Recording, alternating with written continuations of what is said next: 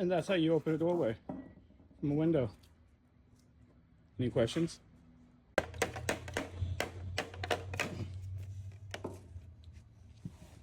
As you can see, we're putting a pan here for the door so we can avoid leakage and any other type of water damage that might occur in the future.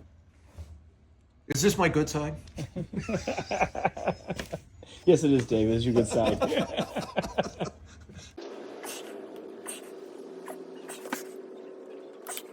All right, that's that, Mike. Okay, hang on a second. And as you can see, this is the finished product. Once the door is installed, yeah, what we're gonna do is put doggy door in, and that's a wrap. Thank you very much. Tune in. Bye.